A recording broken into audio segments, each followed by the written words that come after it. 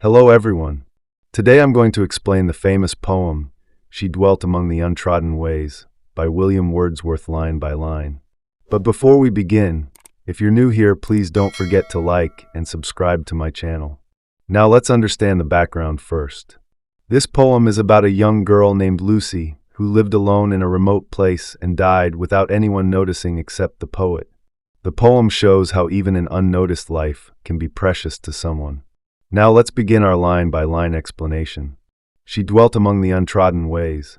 This is the opening line where Wordsworth introduces Lucy.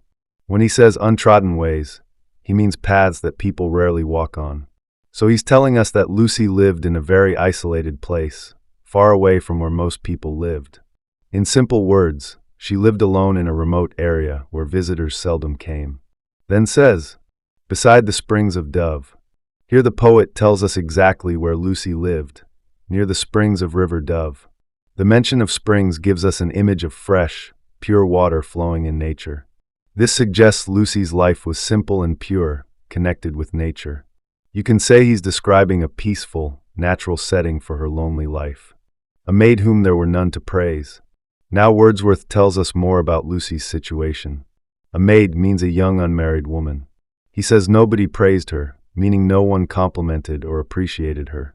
In other words, she lived without anyone recognizing her worth or beauty, and very few to love. This continues the sad picture. Not only was she not praised, but also very few people loved her. The colon at the end suggests that after describing how neglected she was, the poet will now show us something different about her. Then says, a violet by a mossy stone. Here Wordsworth uses a beautiful metaphor. He compares Lucy to a violet flower growing beside a moss-covered stone. Violets are small, pretty flowers that often grow hidden in shady places. This means Lucy was beautiful but unnoticed, like a hidden flower, half hidden from the eye. This line emphasizes how unseen Lucy was. The exclamation mark shows the poet's strong feeling about this. He's saying that just like a violet might be half covered by leaves or moss, Lucy's beauty was partly hidden from people's view. Fair as a star when only one. Now the dash introduces a new comparison. Lucy was as fair, beautiful, as a single star shining alone in the sky.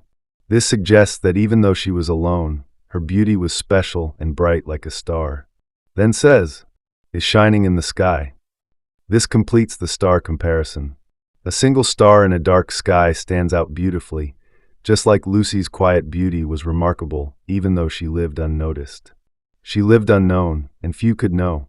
Here the poet tells us that Lucy lived her whole life without being known by many people. Few could know means hardly anyone was aware of her existence. In simple words, she passed through life invisibly to most of the world. When Lucy ceased to be is a gentle way to say she died. The semicolon tells us the poet is about to reveal something important about her death. Then says, but she is in her grave, and oh. Now we feel the poet's personal sorrow. The oh shows his deep sadness. He's saying that even though the world didn't notice, Lucy is now buried in her grave. And then says, the difference to me. This is the powerful ending. While her life and death made no difference to most people, it made all the difference to the poet. The exclamation mark shows how strongly he feels her loss. In simple words, he's saying, the world didn't care, but to me, her death changed everything. I hope you enjoyed this explanation of Wordsworth's moving poem. If you did, please like this video and subscribe to my channel for more poetry explanations. Thank you for watching.